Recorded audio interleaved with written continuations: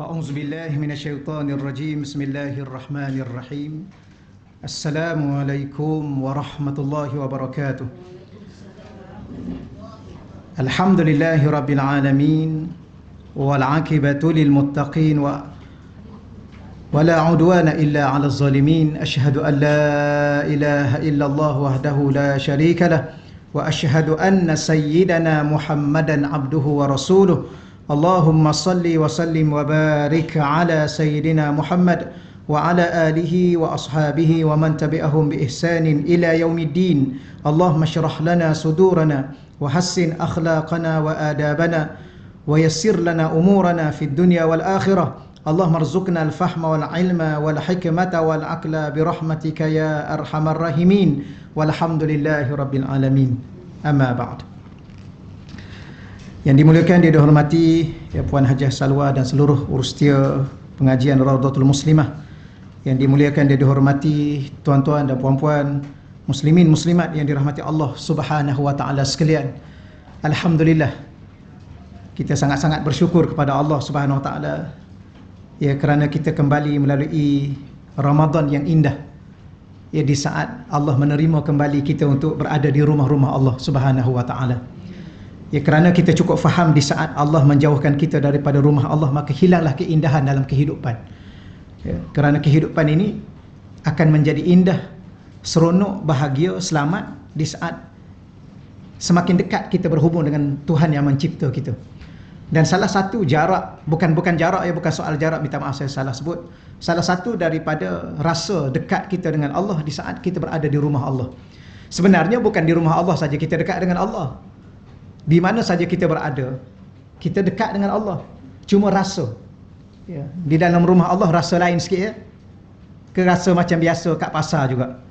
Rasa dengan Allah. Sebagaimana kita berada di Mekah, rasa lagi dekat. Kerana di situ juga Rasulullah ya sallallahu alaihi wasallam pernah lahir di situ, membesar di situ. Begitulah apa yang saya nak ulang sedikit ialah terima kasih kepada Allah, bersyukur kepada Allah ya kerana masih lagi memanjangkan umur kita dan memperjalankan hidup kita dalam keindahan Ramadan, keberkatan Ramadan, kemuliaan Ramadan, ketinggian Ramadan. Moga-moga kita mendapat segala apa yang disifatkan kepada Ramadan itu didapatkan kepada kita oleh Allah Subhanahu Wa Taala. Kalau Ramadan itu mulia, maka Allah muliakan kita. Kalau Ramadan itu berkat, maka Allah berkati hidup kita.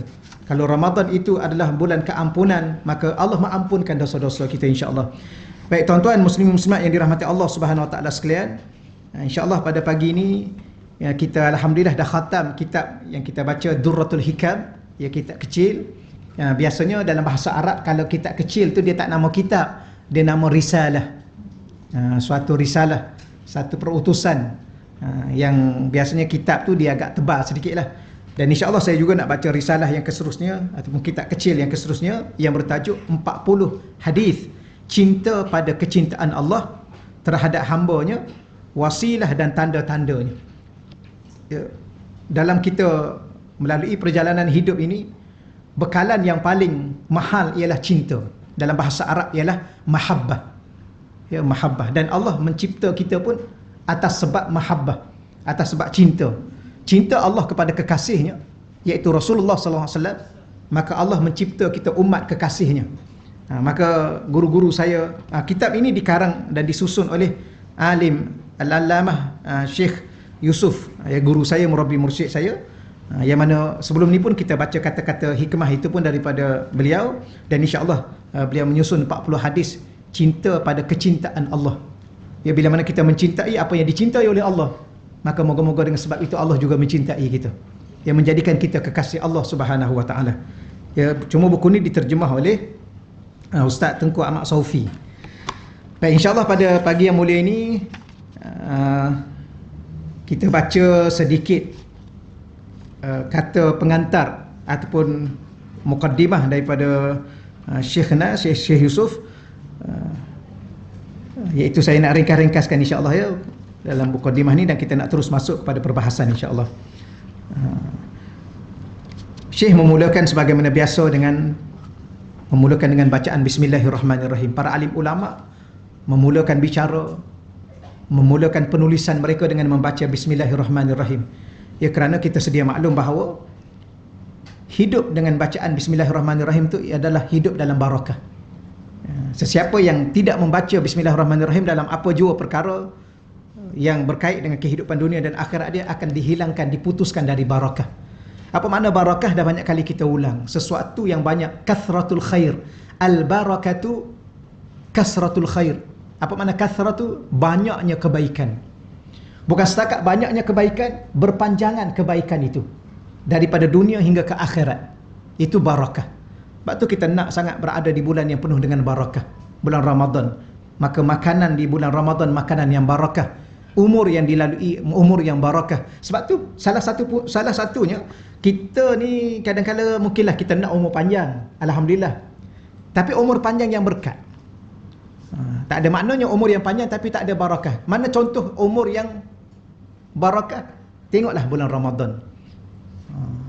Kita banyak dan mampu beribadah kepada Allah, tidak seperti mana bulan-bulan biasa. Itulah umur yang barakah. Kalau nak tahu bulan lain pun umur kita barakah, ibadah kita banyak seumpama bulan Ramadan. Maka umur pada saat itu umur yang barakah. Umur yang mempunyai banyak kebaikan dan berpanjangan kebaikan hingga ke syurga Allah Subhanahu Wa Taala. Tapi kalau umur kita di bulan lain dah mula tak banyak dah, maka dah mula berkurangan barakahnya. Sebab tu anak, kadang-kadang anak seorang tak ada masalah, tapi barakah.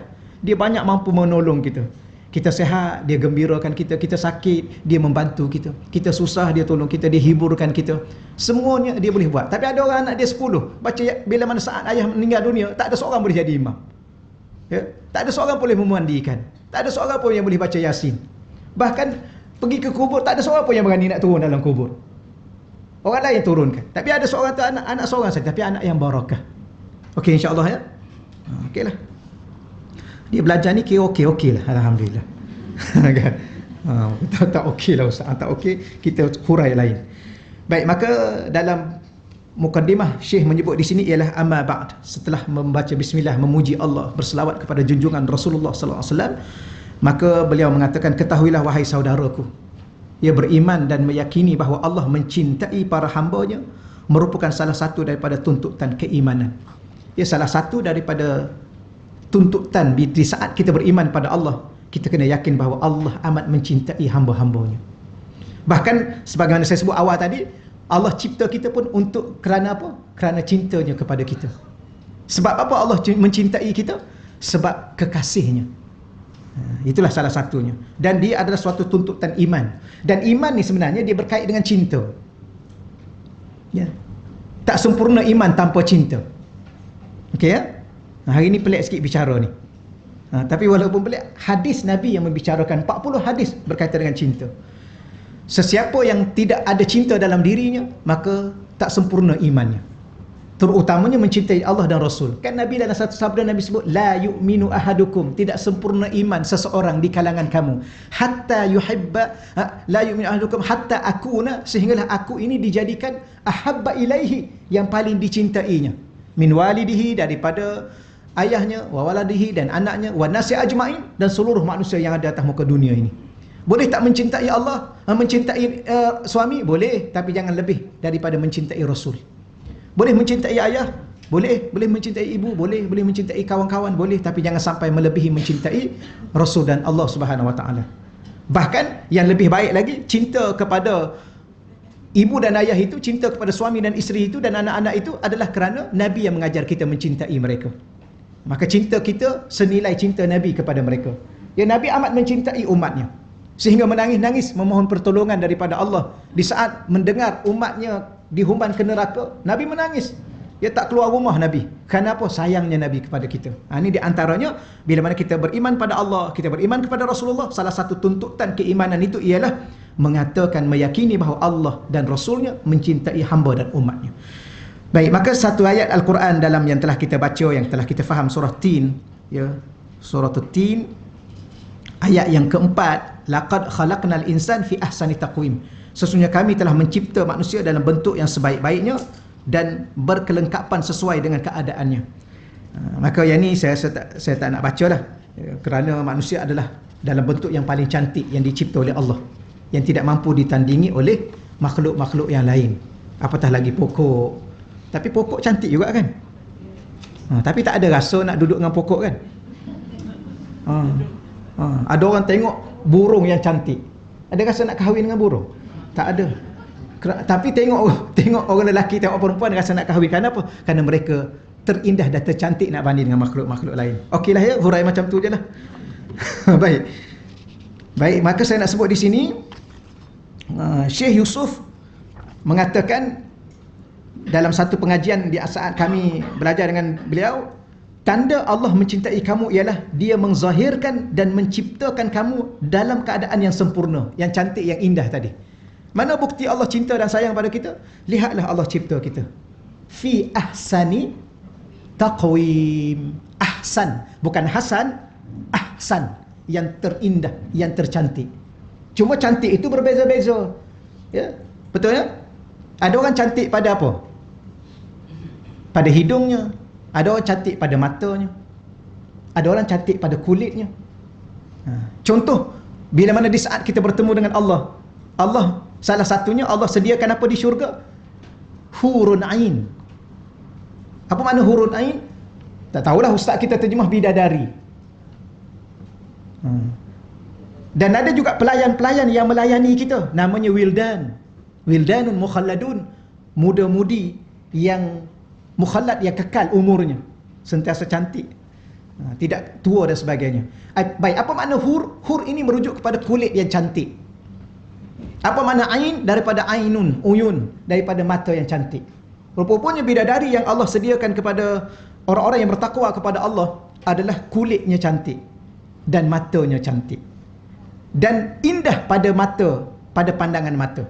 Baik, apa yang saya nak cerita bukan nak cerita bidadari, bukan nak cerita hurun ain. Cantik itu pada mata kadang-kala, pada mulut kadang-kala, pada pipi kadang-kala. Saya minat kat dia kat pipi dia aja, ustaz. Tak tahu. Saya kata, apa masalah pipi dia? Tak tahulah, saya tengok cantik. Okey, kahwin je lah dengan pipi dia. Kan ada orang kahwin kerana kecantikan matanya. Dan ada juga orang kahwin kerana kecantikan akhlaknya pada diri seorang insan itu. Okeylah. Selesai. Maka apa yang kita nak bagi tahu bahawa mana bukti Allah cinta kepada kita? Allah zahirkan, Allah cipta dan Allah hidupkan kita dalam bentuk sebagai seorang insan yang paling cantik pada rupa dan bentuknya, nak banding dengan makhluk yang lain. Sekiranya Dia tidak mencintai kamu, ya kata Syekh, nescaya Dia tidak akan mencipta kamu dan menjamin akan rezeki kamu. Ni kalau orang tanya lagi, ya ke ustaz, Allah cinta pada kita? Kalau sekiranya Allah tak cinta pada kita, Allah tak akan cipta kita. Ya, kadang-kadang di kalangan kita ni menyusahkan aja. Betul? Betul tak? Menyusahkan diri sendiri, menyusahkan orang lain. Betul ya? Tapi kenapa Allah tahu? Allah tahu tak perangai kita? Allah tahu. Sebelum Allah cipta kita, Allah dah tahu dah. Yang ni perangai macam mana? Panas barat. Yang ni tak sabar-sabar. Yang ni hilang terus sabar. Allah tahu tak? Allah tahu. Tapi kenapa Allah cipta juga kita? Sebab Allah sayang pada kita. Alah, macam anak-anak lah. Anak-anak dalam 5 orang ni macam-macam kan? Tapi sayang tak? Semua sayang. Ada seorang tu dia jumpa saya ni, tapi masa tak boleh sembang banyak sangat sebab sampai pukul 11.30. Sikit aja. Ada orang tu dia kata, ustaz, baru saya tahu rupa-rupanya mak ayah kita ni dia bohong. Saya kata, bohong apa?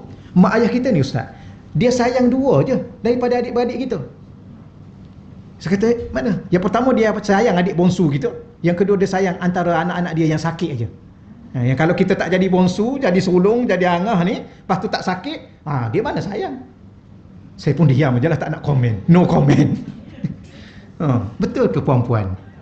Dia tanya, dia kata mak kita ni bukannya sayang sangat kat kita pun. Dia sayang masa sakit aja. Kalau macam tu jadi sakit je lah. Jangan jadi saya. Wallahualam. Ya. Tapi Allah Ta'ala dia tahu. Tapi mak ayah ni dia tahu perangai anak-anak yang ni macam ni, macam. Tapi semua dia sayang. Bahkan kalau dia beli baju, semua dia beli baju raya. Bukannya nak marah tu dia tak beli baju raya kan. Sama aja. Dia masak untuk semua. Begitulah Allah Ta'ala mencipta alam semesta. Huwallazi khalaqalakum ma fil ardi jami'a. Dialah Allah mencipta kamu. Khalaqalakum untuk kamu. Ma segala apa yang ardi di atas muka bumi ini. Jami'a semuanya untuk kamu. Tak kira kamu kufur, kamu syirik. Allah sayang sebenarnya. Tapi kita tak nampak kasih sayang Allah. Kerana apa? Kerana melihat kasih sayang bukan dengan mata zahir, dengan mata hati, kerana sayang dan cinta itu di hati. Okey, insya-Allah ya. Ringkaskan. Kemudian dengan mengetahui kecintaan Allah terhadap kita sebagai hamba-Nya. Dan apatah lagi Allah mencintai kalau kita kita berjalan sebagai seorang hamba, hidup sebagai seorang hamba? Bukankah ia akan melahirkan kesedaran kepada kita untuk membalas akan cintanya serta menzahirkan ketaatan dan kepatuhan kepadanya? Bila di saat kita menghayati dan memahami dan merasai betapa Allah mencintai kita, maka sudah tentu sewajarnya dan sewajibnya kita membalas cinta Allah, juga mencintai Allah. Dari macam mana mencintai Allah? Mentaati Allah dan mematuhi seluruh larangan dan perintah Allah Subhanahu wa taala. Itu bukti cinta. Cinta ni adalah patuh. Betul ya? Mana mungkin, tak akan mungkin mendakwa cinta tapi ingkar. I cinta kat you, tapi you cakap apa-apa, you jangan harap I nak dengar. Betul ya? I memang cinta kat you, tapi kalau you suruh apa-apa, you jangan suruh, I tak akan buat. Ni apa hal ni? Ni ada masalah ni. Baik, maka di sana hayatilah syair yang pernah diungkapkan oleh Al-Imam Asy-Syafi'i rahimahullahu ta'ala. Beliau mengatakan, ta'sil ilaha wa anta tuzhiru hubbahu. Ta'sil ilah, engkau bermaksiat kepada Tuhan. Wa anta tuzhiru hubbahu, sedangkan cinta kepadanya engkau mengaku. Ya. Kamu mengaku kamu cinta Allah, tapi kamu bermaksiat kepada Allah. Haza mahalun fil qiyas badi'u. Hadza, ini adalah pada timbangan akal, fil qiyas, pada timbangan akal, badi'u, amat mustahil berlaku. Ya. Seseorang yang mendakwa dia cinta pada seseorang, tiba-tiba dia sentiasa mengingkari orang itu, melakukan sesuatu yang melanggar permintaan, permohonan, harapan orang itu, pada timbangan akal, ini bukan cinta, mustahil. Ini adalah namanya cinta, mustahil. Okey ya? Ini bukan namanya cinta. Lau kana hubbuka sadiqan la ata'tahu.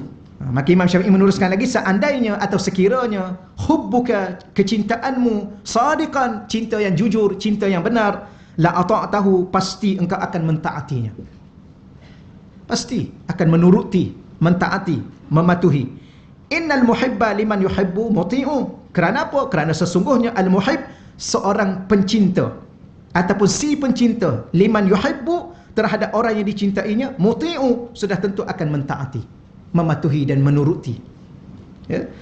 Baik, maka diteruskan lagi, fi kulli yaumin yabtadika bi ni'matin, pada setiap hari dia, iaitu Allah, yabtadika bi ni'matin, melimpahkan nikmat kepadamu. Tolonglah faham, tolonglah ingat, setiap waktu yang kita lalui dalam kehidupan kita sentiasa dilimpahi dengan nikmat dari Allah. Itulah bukti cinta Allah. Walaupun dalam keadaan kita setiap saat kadang-kala kita melupai Allah. Salah satunya, contohnya ialah cinta tak akan mungkin lupa. Bahkan cinta sentiasa bukan setakat ingat tapi merindui. Betul ya? Ini kata cinta Allah tapi sentiasa lupa Allah. Bila lupa Allah? Dalam solat lupa Allah. La haula wala quwata illa billah. Ya. Contoh, kita duduk dengan kekasih kita, kita lupa. Kita lupa dia ada di sebelah kita. Ni kekasih ke apa? Bila you duduk kat sini? I duduk kat sini dah 30 minit. Ya ke? I baru duduk. Ni kekasih ke apa ni? Subhanallah. Diulang lagi sekali, fi kulli yaumin, pada setiap hari. Ya bertadika bi ni'matin, dia, iaitu Allah, melimpahkan nikmat kepadamu, minhu wa anta li syukri dzaka mudhi'u, maka kurniaannya, sedangkan engkau lupa bersyukur akan yang demikian itu. Lupa syukur, lupa berterima kasih. Itulah di antara sedikit syair cinta dalam muqaddimah yang Syekh bawa di sini. Maka saya nak sebut sedikit. Maka Syekh Yusuf, ya, yang terkenal dengan didikan berteraskan mahabbah kepada Allah dan Rasul. Syekh saya ni, setiap kali dia berbicara, dia tajuk apa sekalipun dia akan sentuh mahabbah. Kan itulah nilai perjalanan kehidupan kita untuk bertemu Allah. Ya, jangan bawa amalan, banyak Allah akan hisap. Amalan mesti dibuat, tapi kalau kita, ya Allah, saya nak jumpa kamu ya Allah, dengan amalan saya, Allah hisap satu-satu amalan kita, tak tahulah makbul ke tak makbul. Kalau bawa ilmu lagi bahaya. Allah akan tanya satu-satu, adakah ilmu itu diamal. Tapi bawa apa? Bawa cinta kepada Allah. Moga-moga Allah mencintai kita. Bawa cinta kepada Rasulullah, moga Allah mencintai dan mengasihi kita. Maka di sini dikumpulkan dan disusun 40 hadis daripada ucapan insan yang paling mulia dan suci cintanya, tulus cintanya, iaitu baginda Rasulullah sallallahu alaihi wasallam, untuk menjelaskan perkara kepada kita perkara-perkara yang berkaitan dengan cinta agar kita mengambil perhatian. Dalam risalah ini, ya, guru kami mendatangkan riwayat-riwayat yang menyentuh 3 perkara. Yang pertama, kecintaan Allah. Ya, Allah cinta kalau kita buat benda ni, Allah cinta kalau kita buat benda ni, Allah sayang kalau kita buat, Allah suka kita buat ini, kecintaan Allah. Yang kedua, perkara yang menjadi wasilah seseorang memperoleh cinta Allah. Macam mana saya nak dapat cinta Allah? Diberitahu wasilah-wasilah, cara-cara, perantaranya. Ya, supaya kita dapat cinta Allah Subhanahu Wa Taala. Yang ketiga, kelebihan apabila seseorang dicintai Allah. Ini keseluruhan bicara kita daripada hadis-hadis yang akan kita baca nanti, insya-Allah. Ada soalan? Ya, silakan doktor.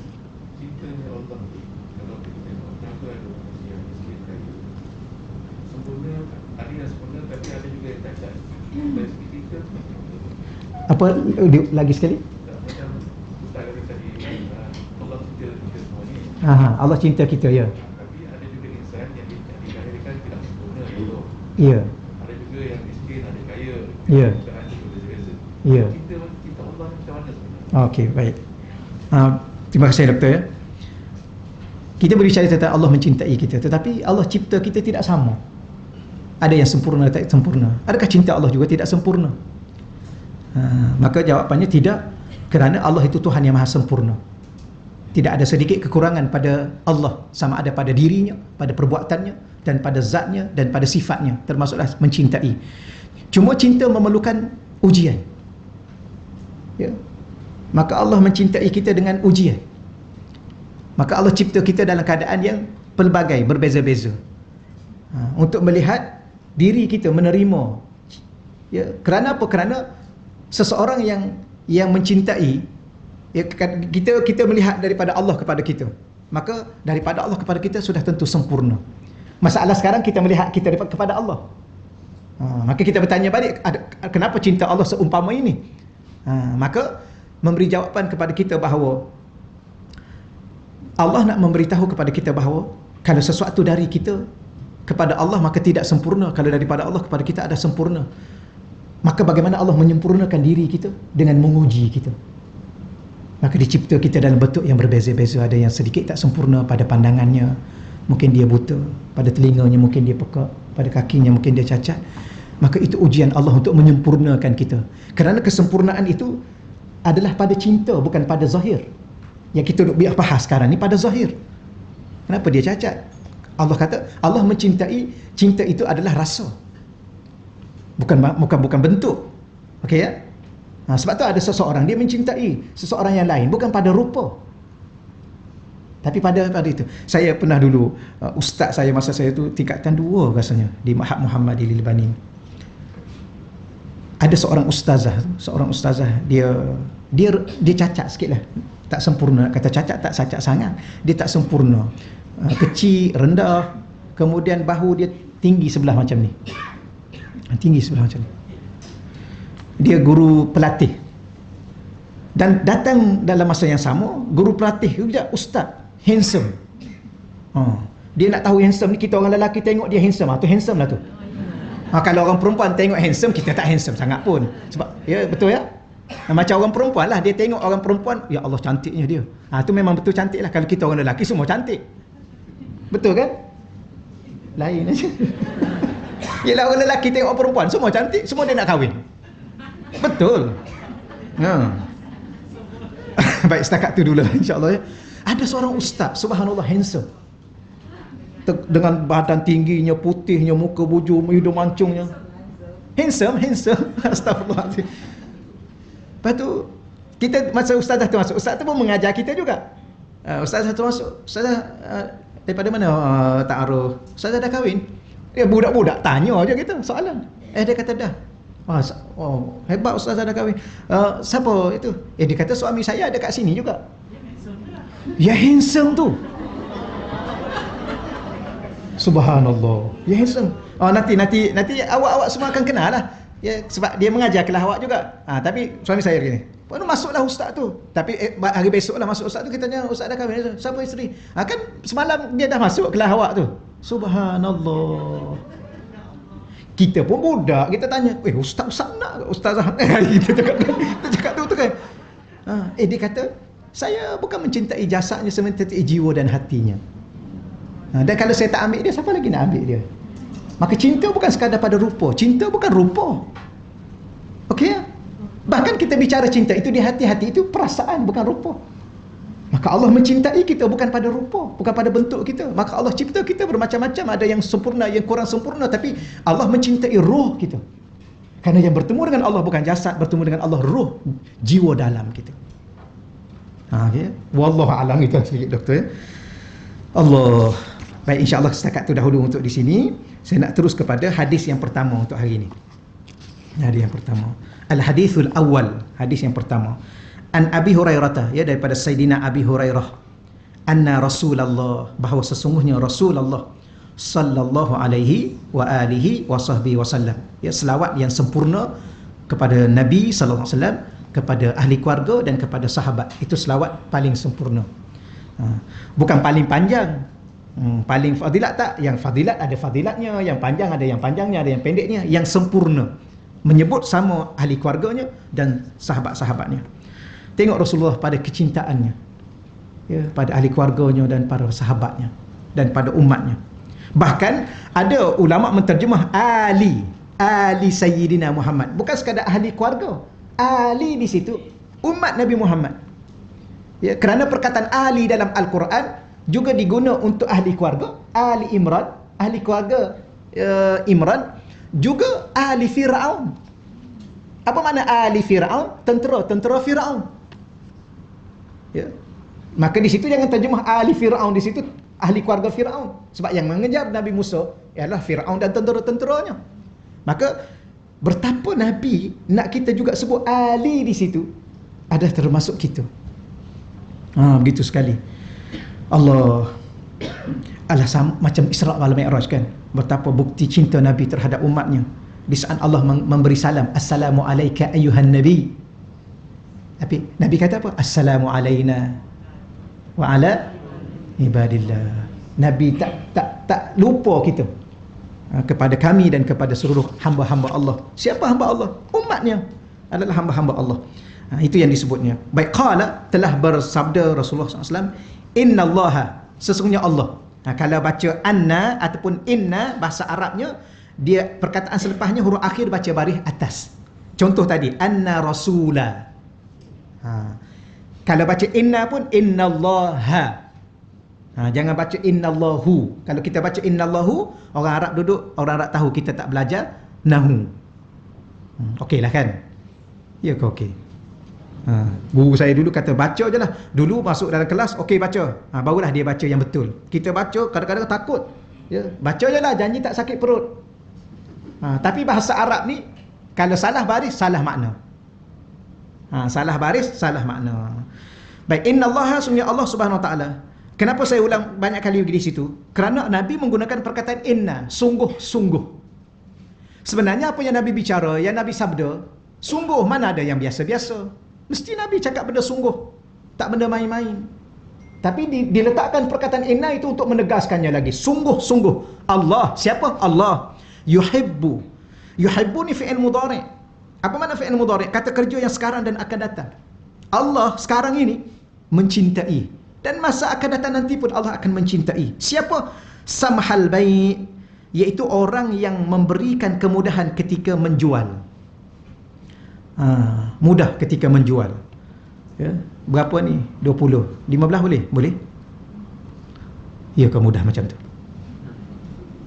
Tengoklah, menjual ni nak kena ada untung kan. Macam Arab kadang-kadang itu juga, kita pun pelik juga. Tapi ada cara dia. Become pakcik berapa ni? Berapa? Jam kadang-kadang jam. Masa di Mesir dulu. 50 junih, 50 junih. Boleh takhfid, boleh kurangkan sikit? Tak boleh. Kita pun pergi pegang janggut dia, tarik sikit, tarik. Kalau perut dia buncit, gosok. Boleh lah. Tak apa, ambil insyrin. Daripada 50, insyrin 20. Okey, ambil 20. Tapi dengan Arab kena itu dia ni. Kita kata akhir kalam. Kita ni nak lagi. Dia dah daripada 50 sampai 20, kita kata akhir kalam. Tarik lagi janggut dia sikit-sikit. Dia tu. 15. 15. Ya Allah. Ambil dah. Tapi kalau kita tawar lagi, Asyarah boleh. Asyarah 10 ringgit je. Dia pun tengok. Sanah gai tahun depan. Anda datang tahun depan, boleh lah. Tu maknanya 15 dia bagi tu okey dah tu. Kadang-kadang dia mudah, dia memudahkan. Tapi kita pula yang menyusah-nyusahkan dia sampai tawar 10. Akhir sekali, maknanya dia untung RM5 lah tu. 10. Tahun depan kau datang. Anak gai. Kita pula punya, dia dah memudahkan kita. Jadi Allah Allah cintai. Allah guna perkataan yuhib daripada mahabbah. Allah mencintai orang yang memudahkan ketika berjual beli. Samhal syira, dan Allah juga mencintai orang yang memberi kemudahan tak kala membeli. Ya. Beli baju raya ni kan. Mudah-mudahkan membeli. Nak contoh ke? Tak payah dah ya. Ni kenapa ni macam ni? Ni harga ni tinggi sangat lah. Saya tak pernah jumpa penjual yang jual macam ni. Ni cekik. Apa dia kata kat orang macam tu? Dah nak beli, dia nak jual, beli je lah. Dah tak nak beli, pergi beli kedai lain. Ni kata cekik darah lah, duk tuduh orang. Ni orang ni menyusah-nyusahkan orang. Dah menyusahkan orang, mengata orang, mengkeji orang. Ni. Lepas tu macam-macam lah dia menyusahkan. Nak hurai lagi tak payah lah je. Menyusahkan orang, memeningkan orang. Allah. Ada satu lagi, samhal qada. Ada 3 golongan. Allah mencintai orang yang memberi kemudahan dalam memutuskan sesuatu perkara.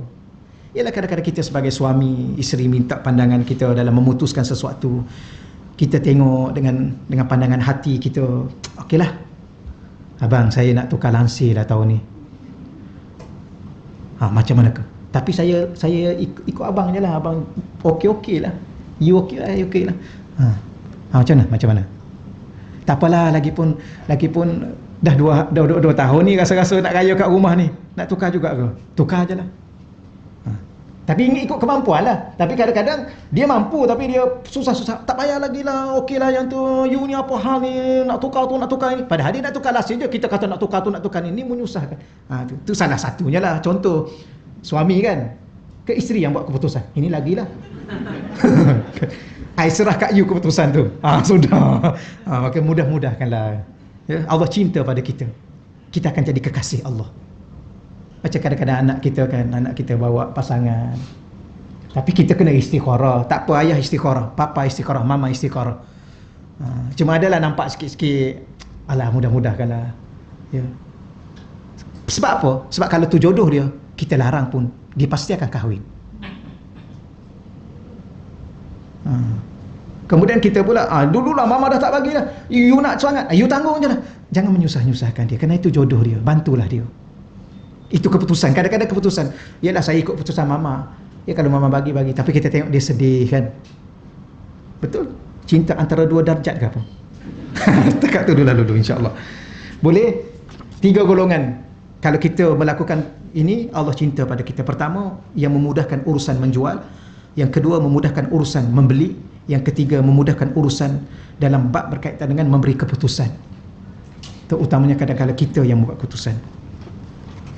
Tapi kita kena tahu keputusan itu mesti mengikut keputusan Allah dan Rasul. Kalau dia meminta kepada kita membuat keputusan terhadap perkara yang melanggar Allah dan Rasul, yang tu kita tetap tak akan bagi mudah, bahkan kita akan menahannya. Boleh ya? Baik, sedikit keterangan di sini, dia bawa keterangan dalam bentuk yang ringkas. Hadis ini menjelaskan keutamaan bagi orang yang memiliki sifat bermurah hati. Biasanya orang yang bermurah hati yang akan memudahkan jual dan belinya, dan berlapang dada dalam berurusan kepada sesama manusia, terutamanya tak kala berjual beli, mahupun tak kala menjadi pemimpin. Ya, dia ada 2 orang yang kita dalam bab jual beli, kita orang awam lah. Dalam bab meletakkan keputusan, membuat keputusan, itu pemimpin. Dan saya sebut suami tadi adalah pemimpin dalam sebuah rumah tangga. Isteri juga pemimpin. Sebenarnya kita ni ialah pemimpin, kan ada tahap dia. Ada pemimpin peringkat negeri, pemimpin peringkat negara, pemimpin peringkat kampung. Tapi pemimpin, dia pemimpin. Maka samalah kita adalah pemimpin. Suami pemimpin, isteri pemimpin. Kan Nabi sebut kullukum ra'in, kamu semuanya adalah pemimpin. Wal imamu ra'in, pemimpin itu memang dia adalah pemerintah dan pemimpin. War rajulu, seorang suami, ya, adalah ra'in. Apa lagi? Wal mar'atu, seorang perempuan, isteri, dia juga pemimpin. Ya, kadang-kadang bila saat kita menjadi pemimpin, keputusan di tangan kita, jangan terlalu menyusahkan. Dan berserah kepada Allah dengan keputusan kita. Ya Allah, aku buat keputusan untuk anak aku ni, ya Allah, untuk suami aku ni, ya Allah. Dia paling susahnya di saat suami minta bukan-bukan lah kan. Payah nak buat. Betul, pandai-pandailah. Pandai-pandailah. Ya, bukan salah ibu mengandung, salah diri membawa nasib. Maka pandai-pandailah. Baik, sifat bermurah hati sebenarnya menzahirkan bahawa pemiliknya tidak memiliki keterikatan hati terhadap harta. Salah satunya orang yang mudah dalam jual beli dalam itu, maka tak terikat dia dengan harta itu.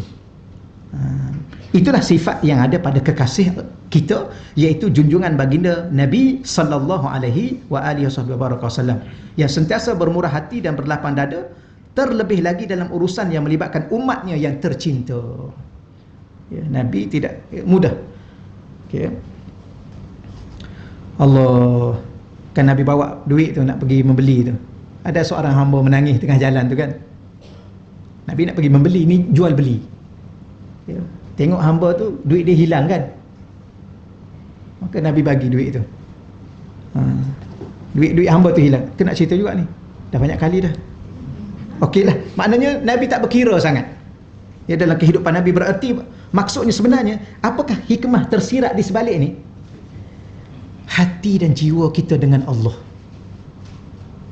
Ya. Sebab tu kita kata, duit ni letak kat mana? Kalau nak letak kat rumah pun boleh, nak letak kat bank pun boleh. Jangan letak kat hati. Suami pun jangan letak kat hati, letak kat masjid. Abang pergi masjid lah.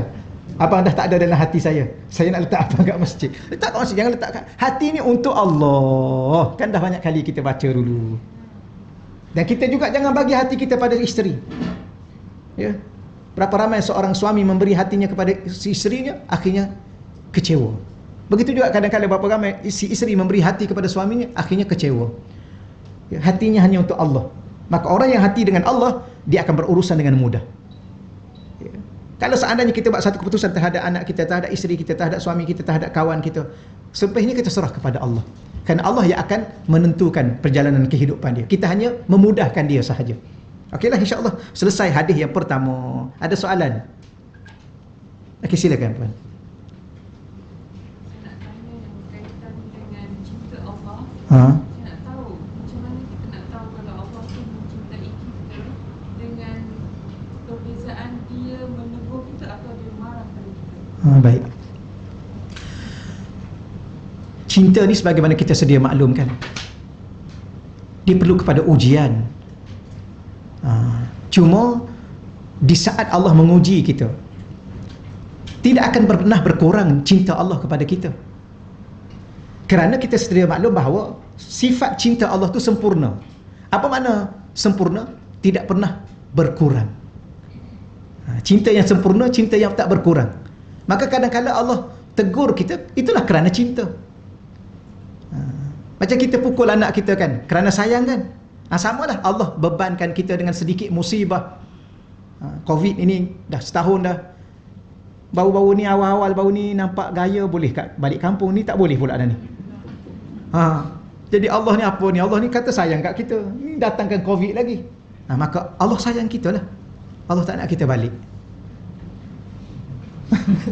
Kerana Allah sayangkan mak kita kat kampung, kok kita balik kita bawa menyusahkan mak kita. Maka ada satu perkataan, puan ya, perkataan marah sayang, iaitu aitabun. Ada perkataan ghadabun, ada perkataan sukhtun. Dalam bahasa Arab, perkataan marah ni ada beberapa perkataan. Dan untuk orang mukmin, Allah tidak ghadab, tidak murka, kerana murka akan pasti ke neraka.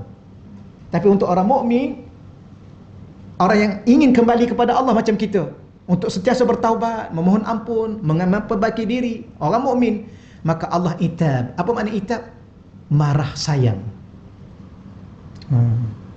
Macam isteri, suami marah kat isteri lah kan, marah sayang. Kan Piramli cakap apa? Siapa tak sayang isteri, oi. Apa Fir'aun cakap? Marah sayang. Sama juga kita marah pada anak kita, sampai kita pukul. Kadang-kadang kita rotan, merah tangan dia. Ya? Kadang-kadang kita cubit, lebam paha dia. Nanti dia akan cakap, mama dah tak sayang saya ya. Tak, itulah bukti sayang mama pada you. Sampai biru paha saya mama. Ya, itu nasib baik satu. Mama nak tambah lagi cinta mama, dua, biar biru dua tempat. Maka selepas itu dia faham erti hidup. Betul? Itulah hikmah cinta. Kerana cinta tidak akan menyusahkan. Walaupun pada zahirnya nampak menyusahkan, tapi cinta adalah membahagiakan, menyelamatkan. Okey, insya-Allah. Boleh ya? Seronok juga tajuk ni. Jarang bincang pasal cinta ni. Ya, tambah-tambah mengaji dalam kuliah macam ni, tajuk cinta. Subhanallah. Ya, biasanya cinta ni dalam drama aja. Ya, dipanggil apa? Drama apa lagi? Sekarang nama macam-macam filem-filem ni, filem pendek ni. Sebenarnya yang dalam drama tu bukan cinta. Itu nafsu. Ya, kerana cinta itu dari Allah dan kepada yang selayaknya. Kita tak akan mampu mencintai kerana kita tak ada apa-apa. Kita manusia ni tak ada apa-apa. Kerana apa? Kerana kita hamba. Hamba tidak memiliki apa-apa, termasuk cinta. Dan bagaimana kita nak mencintai orang lain? Memohon cinta dari Allah yang mencintai kita. Maka dengan cinta Allah itu kita mencintai orang. Itulah cinta yang sebenar, cinta kerana Allah. Dan yang selayaknya. Mana cinta itu satu benda yang mahal, yang bernilai, yang tak boleh beri-beri kepada sesiapa pun. Ni tiba-tiba you berlakon saja, you ucap I love you. Siapa yang you ucap itu? Isteri you? Anak you? Bukan mahram you cakap you cinta kat dia. Ini you tak faham apa makna itu cinta. Sebab tu lagu-lagu cinta yang tuan-tuan dengar, ada dengar tak? Saya dulu dengar juga lagu-lagu cinta, suci dalam debu apa semua. Iklim. Tak tahu? Ustaz pun dengar juga. Yalah, kita pun orang juga. Kita pun, walaupun kita ustaz, kita pun mahu mencintai dan dicintai juga. Subhanallah. Boleh ya? Tapi kita dengar lagu-lagu cinta itu, bukan lagu cinta itu kecewa. Betul ya? Cuba dengar lagi sekali lagu-lagu tu, lagu cinta. Ini bukan lagu cinta ini lagu kecewa. Okey ya? Maka memahami cinta dengan makna yang sebenar. Maka kita tidak akan mampu mencintai kecuali dengan cinta Allah kepada kita. Kerana kita tidak memiliki cinta kecuali yang diberi oleh Allah. Okeylah, selesai. Itu baru satu tajuk. Seronok juga bincang begini, supaya kita ajar anak perempuan kita apa makna cinta, dan mengajar apa makna kepada anak lelaki kita apa itu cinta. Cinta bukan bawa orang perempuan pergi sana pergi sini pergi sana, itu bukan cinta, itu nafsu. Mana buktinya? Buktinya berapa ramai selepas itu dia tengok minggu ni orang lain, minggu depan orang lain pula. Kan? Ada seorang tu kawan, bukan kawan juga, ada kenalan, dia kata, Ustaz tahu saya masa muda-muda dulu saya ada 16 makwa. Wah. 16 makwa. Isteri seorang. Tak apa, biarkanlah. Al-hadis as-sani, kita terus hadis yang kedua insya-Allah ya. Okey, silakan. Katakan seseorang itu pergi dengan istighfar. Adakah kadang-kadang bagi orang itu dirasakan Allah cinta dia dalam keadaan yang tu yang dia biasanya istidraj ni ialah orang kafir ataupun orang yang musyrik ataupun orang yang memang melampaui batas dalam kehidupannya. Melampaui batas. Orang panggil kaki maksiat. Maka ketika itu, tapi memang ada orang tu tengok saya tak solat, tapi Allah sayang kat saya kaya. Tengok saya tak sembahyang, tak tutup aurat, tapi Allah bagi nama saya masyhur, maknanya Allah sayang. Inilah istidraj yang doktor sebut tadi. Kerana apa? Kerana macam kita baca tadilah. Kita baca tadi. Kita kata kita sayang pada Allah, terus tentulah Allah ni kalau kita sayang pada dia, pasti dia sayang pada kita. Kerana sememangnya dia sudah menyayangi kita sebelum kita menyayangi dia. Betul ya? Mana dulu sayang Allah, cinta Allah kepada kita atau kita kepada Allah? Allah dulu. Allah mencintai kita sejak azali lagi. Kerana sifat cintanya sedia ada dengannya. Kita baru mencintai Allah. Mencintai Allah itu dengan cinta Allah yang memberi kepada kita untuk kita mencintai dia, dengan izin dia untuk kita mencintai dia. Dan bila mana kita mengatakan kita cinta Allah, Allah mencintai kita, sudah tentulah Allah bila mana dia mencintai kita, dia menjaga kita dalam ketaatan kita kepada dia. Kerana ketaatan kita kepada dia bukan daripada kita, daripada dia. Tuan-tuan dan puan-puan, tolong faham sungguh-sungguh dan tolong merasai dan menghayati saya dan kita semua. Segala apa yang kita sedang lalui sekarang ini adalah dari Allah. Kita mentaati Allah, dengan izin Allah, dengan hidayah Allah, dengan taufik dari Allah.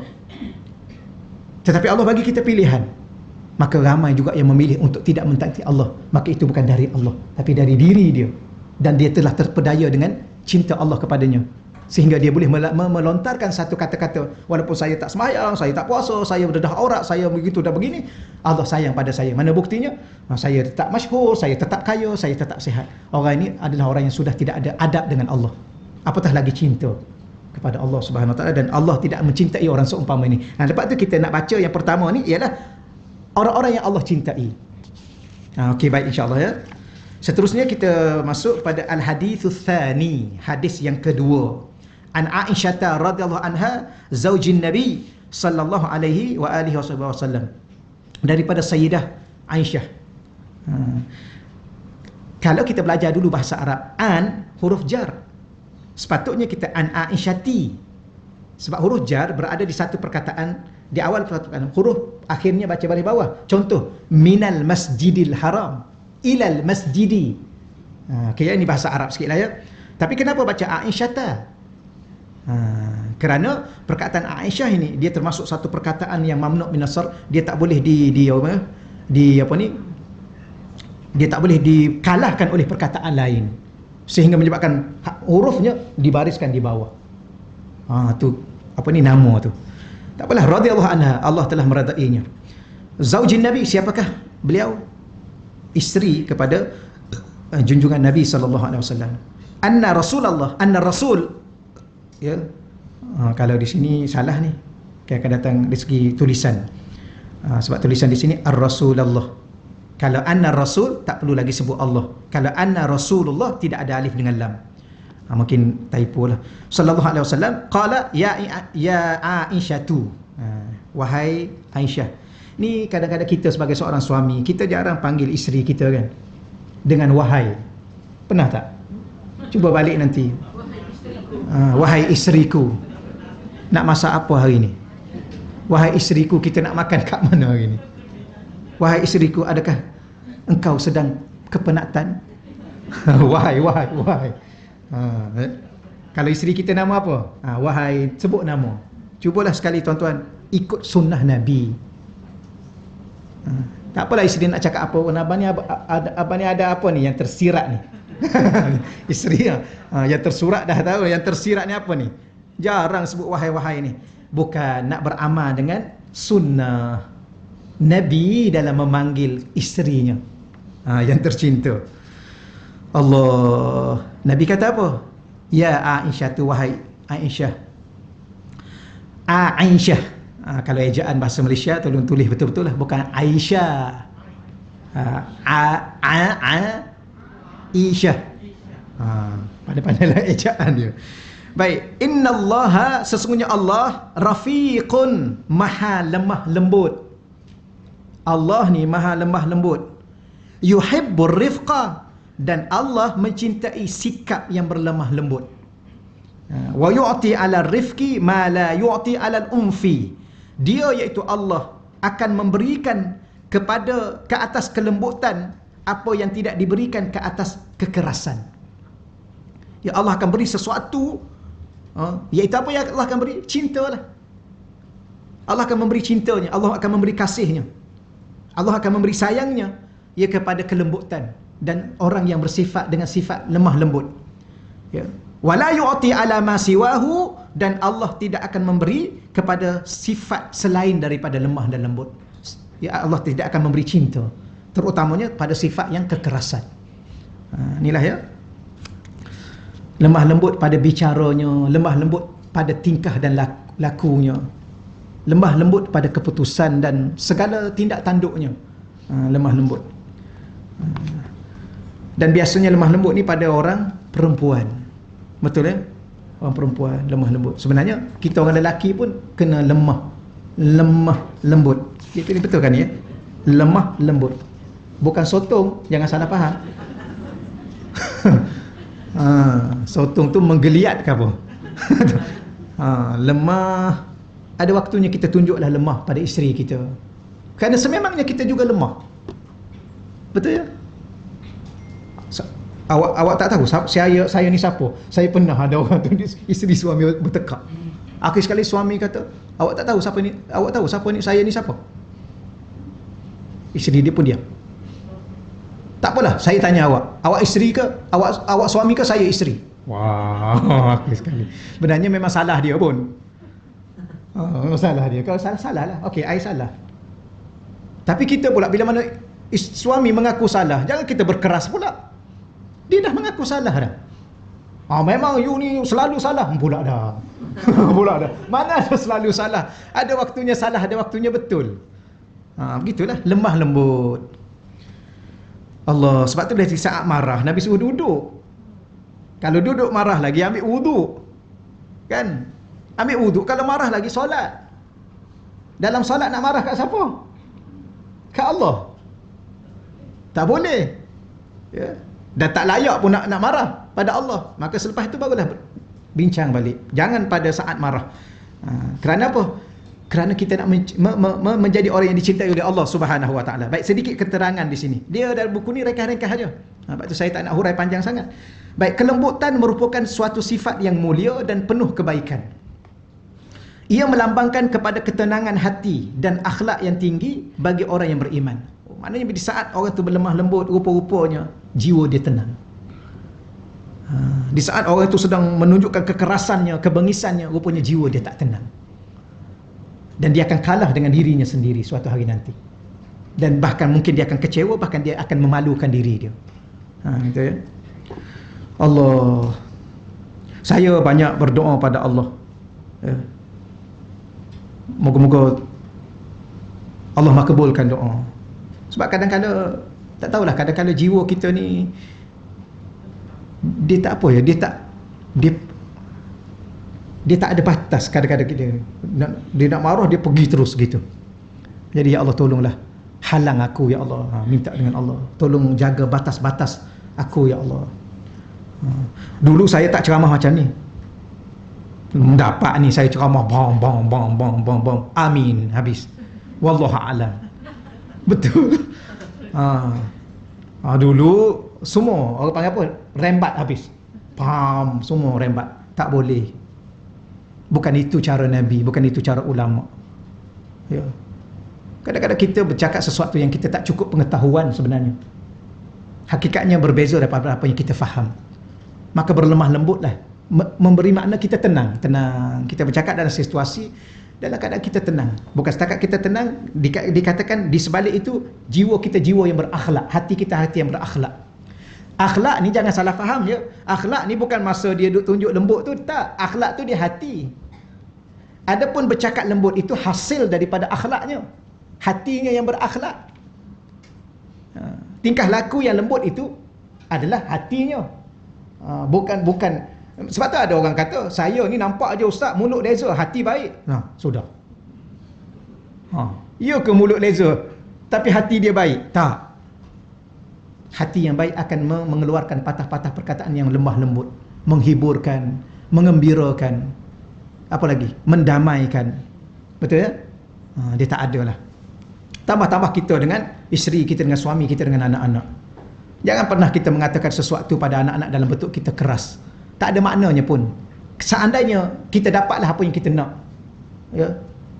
Saya tak mengaku, ni awak ni keluar daripada rumah, mama dah tak mengaku anak ni bukan anak mama ni, macam ni. Perangai buruk, habis kita bagi.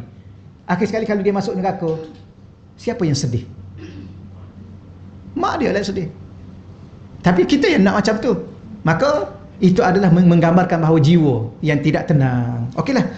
Sebaliknya sifat kasar dalam bahasa Arab al-unf. Bukan al-afaf, yang itu kesopanan. Al-unf merupakan sifat yang dibenci oleh Allah dan baginda Nabi SAW, dan sepatutnya dijauhi oleh orang yang beriman. Di dalam riwayat yang lain menyebut man yuhramil rifqa yuhramil khair. Asal mana yuhram, tapi nak sambung yuhrami. Man sesiapa sahaja yuhramir rifqa, yang diharamkan sifat berlemah lembut, maka diharamkan juga ke atasnya kebaikan. Apa makna ditegah? Tidak ada pada dirinya sifat berlemah lembut, maka akan ditegah juga kebaikan pada dirinya. Ya. Kadang-kadang kena minta, tuan-tuan dan puan-puan. Susah kita nak jadi lemah lembut ni.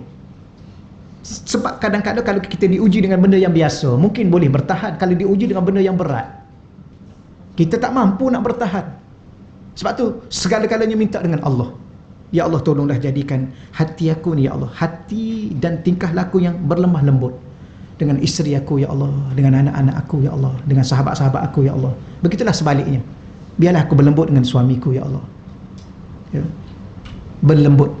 Berlembut ni tidak semestinya menghina siapa, menghina diri kita, tidak. Kita pun tahu kita suami, kita ada hak sebagai seorang suami, isteri ada hak sebagai seorang isteri. Wibawa suami, ada seorang wibawa dia, jangan sampai berlemah lembut sampai menjatuhkan wibawa sebagai seorang suami, dipanggil jayus. Itu bukan berlemah lembut, kan? Abang, boleh tak saya nak keluar ke bazar Ramadan pakai baju t-shirt? Lagipun yalah Ramadan ni kan panas kan, air tak boleh, baju t-shirt rasa selesa sikit kan. Okeylah, oleh kerana air belajar, air berlemah lembut, you pergi je lah. Itu bukan berlemah lembut, itu dayus. Okey ya? Oh, okeylah. Alhamdulillah saya suka mengajar di sini. Tuan-tuan dan puan-puan cepat faham. Hurai ringkas faham, hurai ringkas faham. Alhamdulillah. Ya, tak perlulah banyak-banyak. Allahu Rabbi. Oleh yang demikian, mereka yang bersifat dengan lemah lembut akan mendapat kebaikan yang berganda, yang tidak diperolehi oleh orang yang tidak bersifat dengan sifat ini. Berganda-ganda dia. Di hati dia lapang, jiwa dia berakhlak, dan dia melapangkan hati orang lain, dan dia membimbing dan mengakhlakkan orang lain. Contoh, orang tu berkerah dengan kita, kita datang dengan cara yang lembut, akhir sekali dia pun malu. Ya, malu dia. Ya, kita cakap perlahan, dia cakap tinggi, kita cakap perlahan. Dia marah-marah, kita tunjuk kasih sayang kita kepada dia. Dia nak buat tindakan kepada kita, kita sabar dulu.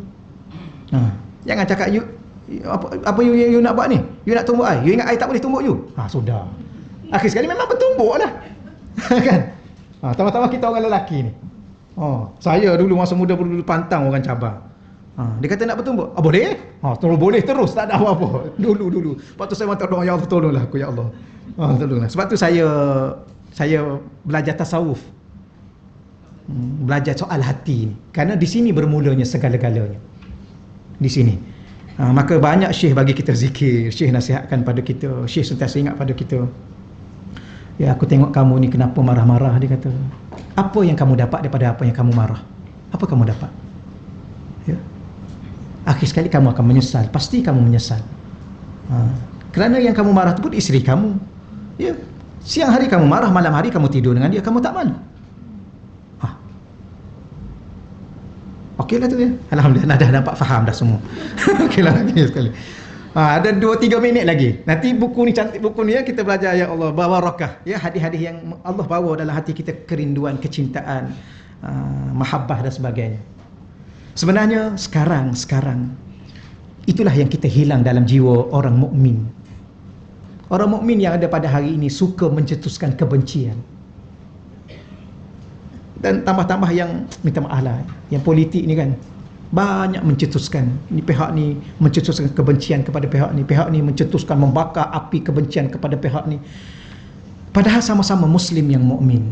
Akhirnya ingin ke mana? Ke syurga. Bagaimana nak ke syurga? Syurga tak akan didapati dengan kemarahan, kebencian. Kerana dalam syurga itu ada di tempat orang yang berkasih sayang. Kebencian itu berada di neraka. Kemarahan itu berada di neraka. Syaitan dia benci pada kita. Tambah-tambah kita umat Nabi Muhammad, susah sikit dia nak banding dengan umat-umat yang terdahulu. Umat terdahulu sembah berhala, itu dah macam-macam dia buat kita. Tapi umat akhir zaman ni, kita alhamdulillah, dia dengan berkat Nabi Muhammad, dia benci kat kita. Kerana kebencian itu sifat syaitan. Ya, dia marah-marah bila di saat Allah mencipta Nabi Adam. Dia tak puas hati. Ni jiwa-jiwa yang tidak tenang semua ini. Ini bukan selayaknya di syurga. Jadi kalau kita sebab itulah, tak tahulah bagaimana, tolonglah sama-sama umat Islam. Ya, kadang-kadang politik lah, itu hak masing-masing, tapi jangan ada kebencian sesama umat Islam. Apatah lagi mengharapkan masuk neraka. Saya ustaz, bila lah dia nak mati saya? Kalau dia mati, biar Allahumma neraka. Siapa yang kita cakap tu? Orang Islam. Dia jahat ustaz. Yalah, dia jahat itu dia punya pasal lah, dia dengan Allah. Allah tahu nak urus dia bagaimana. Yang kita pula duk sebut dia jahat, duk sebut dia itu, duk sebut dia ini, kita ni baik sangat ke? Kita duk humbang dia dalam neraka, apakah kita sudah pasti masuk syurga? Itulah yang diajar oleh Rasulullah sallallahu alaihi wasallam sebenarnya. Itulah yang diajar oleh para masyayikh dan para habaib. Ya. Saya ingat satu kali ada Habib Abdullah. Dia pergi mengadu kepada Habib Omar. Ni dia cerita sendiri dalam YouTube. Kita boleh cerita dengan izin dia. Dia kata, saya tak tahan orang duk buruk-burukkan Habib Omar. Akhir sekali saya pergi jumpa Habib Omar. Saya kata, Habib Omar, ya, si fulan ni depan kamu begitu, begini, begitu. Sebenarnya di belakang kamu macam-macam, dia kata. Tahu Habib Omar cakap apa? Habib Omar marah pada saya. Habib Omar marah. Dia kata, kalau dia buruk, kamu lagi buruk pada dia. Kerana kamu menyebarkan keburukan. Aku pada awalnya aku bersangka baik dengan dia, aku sudah sendiri merasa tak selesa dah dengan dia. Jadi tersebarnya keburukan itu. Kalau dia benci pada aku, itu dia punya pasal, itu urusan dia dengan Allah. Aku tak nak dalam hati aku ada kebencian kepada dia, walaupun dia membenci aku. Kenapa? Kerana jiwa yang membenci adalah jiwa yang tidak tenang. Jiwa yang membenci, jiwa yang tidak ada akhlak. Jiwa yang membenci, jiwa yang tidak ada berlemah lembut. Akhir sekali tidak ada berganda-ganda kebaikannya, bahkan berkurang-kurang kebaikannya. Kamu ni, dia marah habis-habis, dia kata saya dimarahi sungguh-sungguh. Ya, ini kali terakhir kamu cerita keburukan orang lain kepada aku. Ini kali terakhir. Ada satu kali Syekh Yusuf ni, ya, dulu masa di Mesir dulu ada ni grup tarekah ni kan. Ni tarekah ni di Mesir banyak. Tarekah sebagaimana di Negeri Sembilan banyak tarekah. Akhir sekali ada seorang sahabat saya serumah dengan saya. Dia paling rapat dengan Syekh pada waktu tu. Dia mengadu tentang anak murid Syekh lain. Dia merokok. Syekh, aku tengok kenapa anak murid kawan tu dia merokok. Dia kata, kamu jangan duk sibuk-sibuk dengan anak murid orang lain. Dia ada syekh dia. Tahulah syekh dia mendidik dia. Kamu sibuk dengan diri kamu. Kenapa? Kerana tidak mahu sedikit pun unsur kebencian timbul dalam diri sesama insan yang Muslim, yang mukmin, yang akhirnya kemana sebenarnya? Ke syurga. Itulah kekurangan kita ini. Sebab tu Syekh kata, kadang-kadang saya tanya Syekh, apa pandangan kamu tentang politik dunia semasa? Dia kata memang orang Islam, kamu tahu tak, orang Islam ni lemah. Kamu tahu kenapa orang Islam lemah? Bukan kerana musuh dia yang melemahkan, tapi orang Islam melemahkan dirinya sendiri. Apa itu Syekh? Orang Islam telah mengeluarkan cinta dia sesama saudaranya. Itulah kelemahan yang paling besar. Itulah sebenarnya yang kita duk susah sekarang ni, tak maju sekarang ni. Umat Islam tak maju sebagaimana orang-orang kafir. Bukan kerana orang kafir yang melemahkan kita, yang menyekat kemajuan kita. Kita yang menyekat kemajuan kita dengan meletakkan kebencian sesama kita. Akhir sekali hasad. Betul ya? Dah hasad, apa lagi? Sihir. Sihir. La haula wala quwwata illa billah. Okeylah, setakat tu dahulu insya-Allah. Wallahu a'lam. Semoga Allah memberkati dan memahamkan kita. Baik, ada di sini minta doa untuk kepada Muhammad Nazhan, itu satu. Mohon doa kepada Wang Sulong bin Tunku, tuanku yang berada di hospital Sarawak ICU, semoga sihat. Okay. Di sini juga ada doa Izwani, ya, Farisha, masalah jantung. Baiklah, insya-Allah bi barakati Al-Fatihah wa bijahi sayyidina Muhammadin sallallahu alaihi wasallam. Al-Fatihah. A'udzubillahi minasyaitonir rajim. Bismillahirrahmanirrahim. Alhamdulillahi alamin arrahmanir rahim maliki yaumiddin. Iyyaka na'budu wa iyyaka nasta'in. Ihdinas siratal mustaqim. Siratal ladzina an'amta 'alaihim ghairil maghdubi 'alaihim waladdallin. Amin. A'udzubillahi minasyaitonir rajim. Bismillahirrahmanirrahim. Wassalatu wassalamu ala asyrafil anbiya'i wal mursalin wa ala alihi wasajmain. Allahumma shalli ala sayyidina Muhammadin tibbil qulub wa dawaiha wa afiyatil abdan wa shifaiha wa nuril absar wa dhiyaiha wa ala alihi wa sahbihi wa barik wa sallim. Allahumma shalli salatan kamilah wa sallim salaman taman ala sayyidina Muhammadin alladhi tanhallu bihi al-unqad wa tanfariju bihi al-kurab wa tuqda bihi al-hawaij wa tunalu bihi al-raghaib wa husnul khawatim wa istasqa al-ghama wajhil karim wa ala alihi wa sahbihi fi kulli lamhatin wa nafasin bi adadi kulli maklumin lak.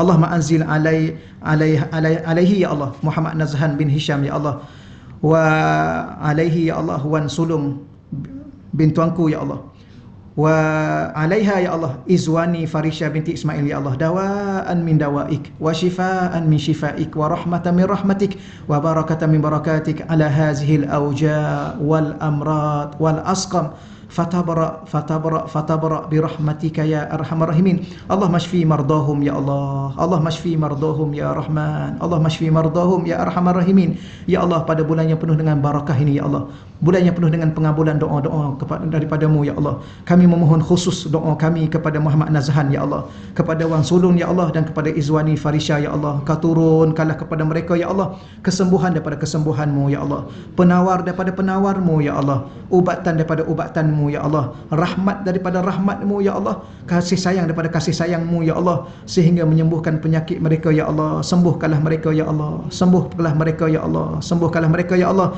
dan berilah kesempurnaan pergerakan kepada jantung mereka ya Allah. Allahumma salli ala sayyidina, Allahumma salli ala qalbi sayyidina Muhammadin sallallahu alaihi wasallam. Allahumma salli ala qalbi sayyidina Muhammadin sallallahu alaihi wasallam. Allahumma salli ala qalbi sayyidina Muhammadin sallallahu alaihi wasallam. Wa sallallahu ala sayyidina Maulana Muhammad walhamdulillahi rabbil alamin. Taqabbalallahu minna wa minkum ya karim.